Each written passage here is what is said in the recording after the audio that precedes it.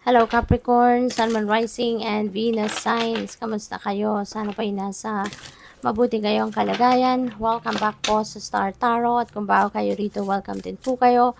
Please subscribe, like, share my videos, and leave me a comment kung nakaresonate po kayo. Thank you. So, first card ni Capricorn, we have the Seven of Cups. Ayan, so napakaganda nito kasi multiple opportunities ito na dadating. Maraming oportunidad, no, na pwede ninyong pagkakitaan, pwedeng trabaho yan, pwedeng opportunity for investment, 'di ba? Or business opportunity. So, it could be anything na pwede mong anuhin dito, pagdesisyonan kung alin dyan ang kukunin ninyo. And maybe that is the reason why you're going to celebrate. Diba? Yung opportunity na yan, maaaring yun ang isi-celebrate mo. Kasi meron tayong celebratory energy. O pwede rin na meron ditong natanggap din kayo na blessing, abundance, prosperity, diba? Or kung ano mang pwedeng ang iba siguro sa inyo baka nakakuha ng promotion, nakapag-close ng deal, no, na big time. So, it could be anything, no? Kaya kayo magse-celebrate because this is an achievement. Pwedeng achievement, no? Accomplishment, ganon. And you deserve to rest. You deserve to take a breather. Okay? So, invitation ito para sa'yo. Para kayo ay magpahinga. Imbitasyon ito para sa'yo, para kayo ay muna, umatras muna kayo ng kahit saglit lang sa inyong pinagkakaabalahan, 'di ba? Para makapag-reset kayo ng button ninyo, kumbaga. You know, makapagpahinga, makapag-rejuvenate, recuperate, okay? So, you will be 100% uli, 'di ba? When you come back to work, yung ganon. Okay? Kasi baka na kayo, exhausted. No? You're physically exhausted or mentally exhausted. Kasi po pwede rin na ang iba sa inyo, ang trabaho ninyo baka physically demanding, 'di ba? Po pwede rin na it's a lot of mental work, no? Kaya mas nakaka-stress 'yun, 'di ba? Kasi yung katawan, yung physically demanding work, 'di ba? Ipagpahinga mo lang 'yan, power nap, makakatulong na, makakagaan na. Pero yung mental state mo, 'di ba? Yung pagod, yung isip mo yung pagod, damay ang katawan eh. 'Di ba? Kaya kailangan talaga din ninyo na kailangan ninyo ng reset dito. Kailangan ninyo ng bakasyon muna, no? Kailangan ng pahinga.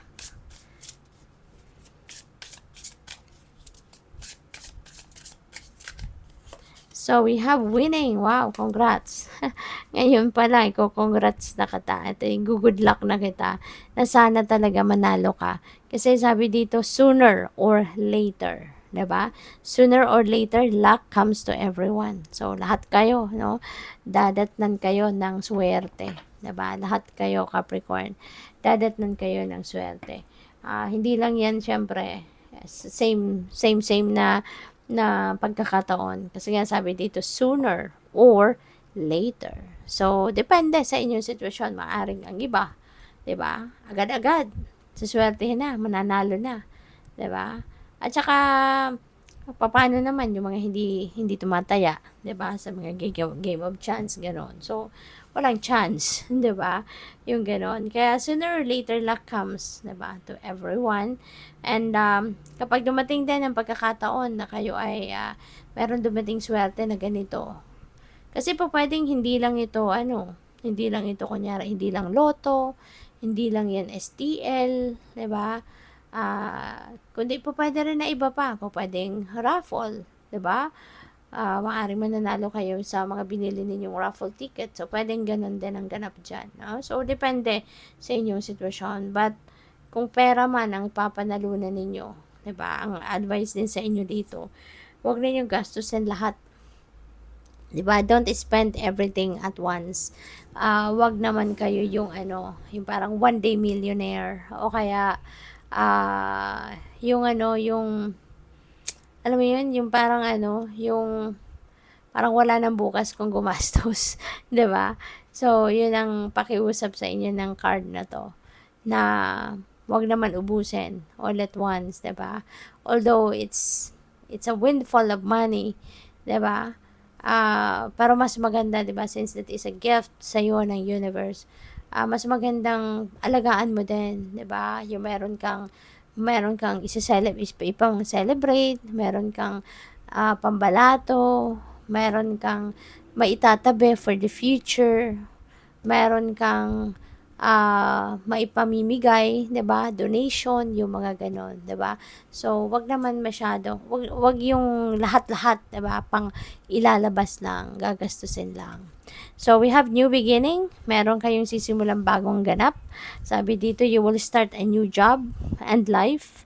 Clean sweep over. Ayan. So, you're going to hit the reset button. So, parang this is like a major overhaul, kumbaga, sa buhay ninyo. Maraming pagbabago ang pwedeng mangyari rito. And you're going to start a new life. At lalo-lalo na baka meron kayong bagong role sa trabaho or totally panibagong employer ito. Pwedeng ganon, no? Pwedeng bagong field ng trabaho. Home-based. Home is the harbor of the soul. It's the safest place you can be. Change your environment. So, maaaring iba sa inyo, baka you're going to put up your own business at home, 'di ba? O pwedeng sa bahay lang yung gagawin mong tindahan, kung magtitinda ka, or po pwedeng yung office mo nasa bahay, 'di ba? Po pwedeng online business, ito, yung gano'n. Or po pwede rin, no, na baka magre-request ang iba sa inyo dito na mag-work from home kayo rather than mag-work sa office, 'di ba? Po pwedeng gano'n ang ganap din diyan. So, hala, pasensya na. So, tingnan natin kung ano pa mga mensahe para sa'yo.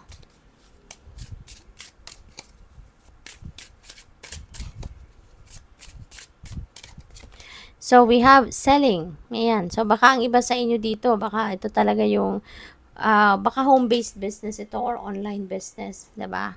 Na baka sa office ninyo will be at home, pwedeng ganon. So, pwedeng nasa retail kayo, no? Or pwede rin na meron talaga kayong sariling tindahan din, 'di ba? Meron kayong sariling restaurant, cafe, mga ganon. At kayo mismo ang maaaring nagtitinda, kayo mismo nagbabantay, kayo nagmamanage, yung ganon. Or probably, ang iba din sa inyo, baka nasa retail business din kayo, baka kayo yung manager dyan, supervisor, mga ganyan. Or baka crew, yung ganon, no? So, we also have spending. Ayan. So, kailangan bantayan ninyo, no?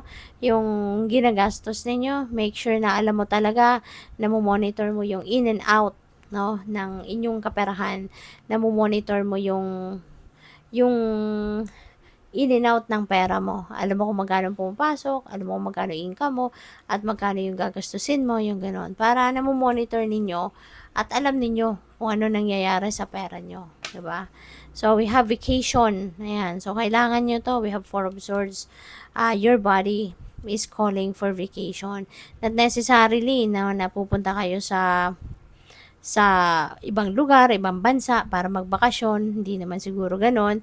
Pero kung meron kayong pagkakataon, why not, 'di ba? So, why not?